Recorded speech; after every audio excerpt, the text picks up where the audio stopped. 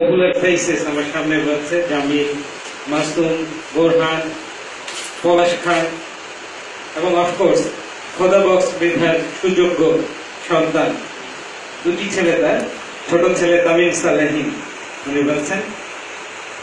প্রত্যেককে আমার ব্যক্তিগত তরফ থেকে এবং খোদা বক্স মৃধা ফাউন্ডেশনের পক্ষ থেকে কৃতজ্ঞতা ধন্যবাদ জানাচ্ছি আমাদের এই আয়োজনের সঙ্গে থাকা।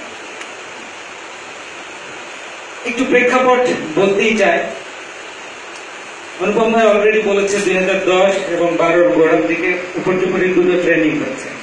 আমার সুযোগ হয়েছিল দুটো ট্রেনিং এ খুব কাছ থেকে কাজ করবার, সেখান থেকে কিছু আইডিয়া আমি নিয়েছি এবং বোধ করি অনুপম ভাই নিজেও ফিল করে যে আমরা তো সবসময় একই ব্যক্তি, একই প্রতিষ্ঠান, সব আয়োজন এককভাবে চিন্তা করতে পারি না।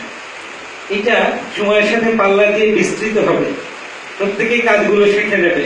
ওনারা এখন প্রেশার রিলিজ, আমরা এই দায়িত্বগুলো কাঁধে তুলে নিয়েছি। এরপরে নতুন আরেকটা প্রজন্ম এইরকম কাজগুলো শিখে সাংগঠনিক পর্যায়েও তাদের দক্ষতা দেখাবে। অন অ্যান্ড অফ দ্য ফিল্ডের যে কথাটা, অফ দ্য ফিল্ড অনেকগুলো কাজ করার থাকে। তো সেই রকম একটা জায়গা থেকে, এবং Facebook has done A tremendous connectivity this days. শুধুমাত্র ফেসবুককে হাতিয়ার হিসেবে ব্যবহার করে আমি এই 35 জন প্রশিক্ষণার্থী জোগাড় করতে পেরেছি। বলা ভালো, আমাকে প্রায় 130-40 জন নক করেছে, যাদের অধিকাংশ এসএসসি পাশ করে ইন্টারমিডিয়েট করছে। আমি ওদেরকে খুব বিনয়ের সাথে বলেছি, ভাই কিংবা বাবা, মাত্রই ছাত্র তুমি, আগে পড়াশোনাটা করো, গ্রাজুয়েশনটা করো, এইরকম কোর্স ভবিষ্যতে হবে, তোমরা তখন করে নেবে। আমি তাদেরকেই সুযোগ দিতে চেষ্টা করেছি, অ্যাটলিস্ট যাদের গ্রাজুয়েশন ছিল বা গ্রাজুয়েশন নেই, বিশেষ কিছু রিকোয়েস্ট, অনুরোধে বা ড্রপ আউট কিছু স্টুডেন্ট যারা গ্রাজুয়েশন নেই, এরকম 2-3 জন আছে। দেন এগেইন এটা তো একটা প্যাশন। আমি চেয়েছি যে রিসেন্টলি বিপিএল যেটা হলো, 5টা এফএম স্টেশন ইনক্লুডিং বাংলাদেশ বেতার একই সাথে ওই ইভেন্টের কমেন্ট্রি করেছে। সো অ্যাটলিস্ট 20 থেকে 25 জন কোয়ালিটি কমেন্টেটরের দরকার একই দিনে একই সময়।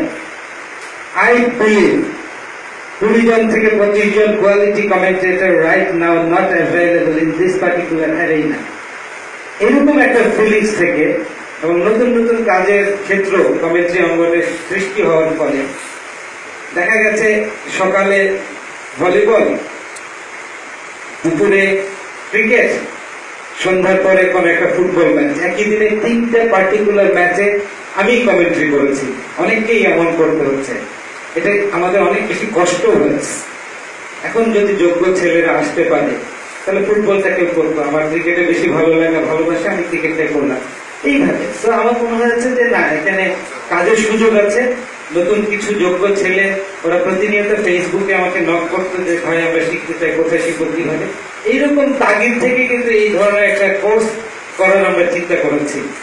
যখনই এরকম চিন্তা হয় তখনই ওই যে প্রকাশ বললো না, গুরুমুখী বিদ্যা, যদি না খোদা বক্স মৃধার সাথে আমার পরিচয় হতো, হয়তো আমি কমেন্টেটারই হতাম না।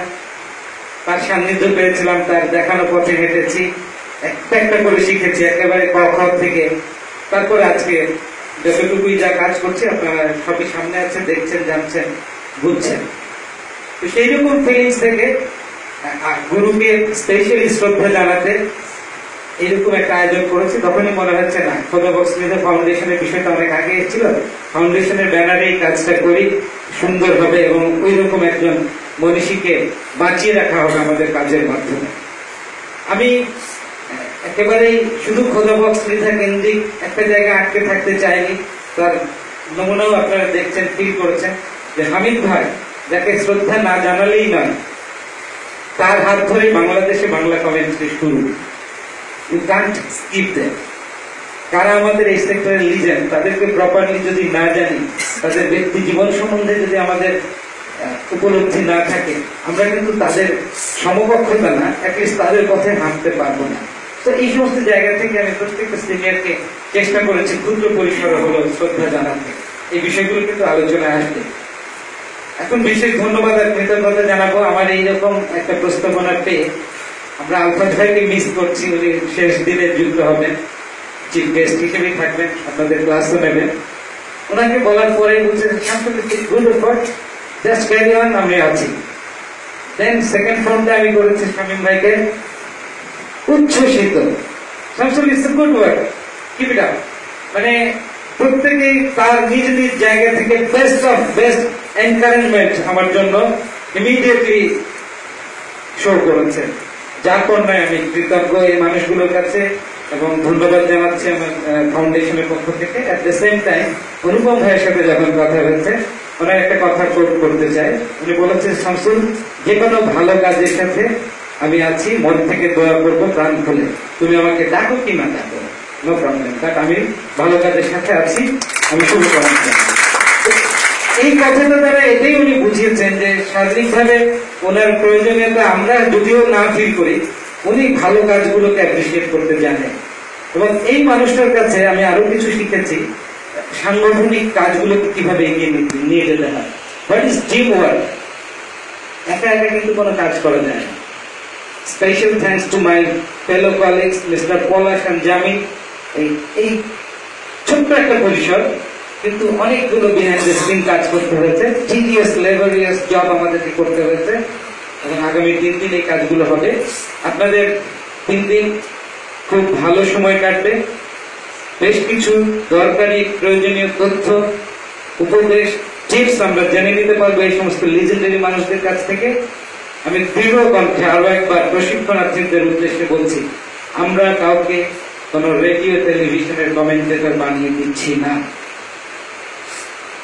আমরা আপনাদের পথ দেখিয়ে দেব, আপনারা অনুশীলন করবেন, পর্যাপ্ত প্রস্তুতি নিয়ে নিজেকে প্রস্তুত করবেন, আপনি আপনার নিজ যোগ্যতায় কাজের সন্ধান করে নিতে পারবেন ইনশাআল্লাহ। সবাইকে শুভেচ্ছা।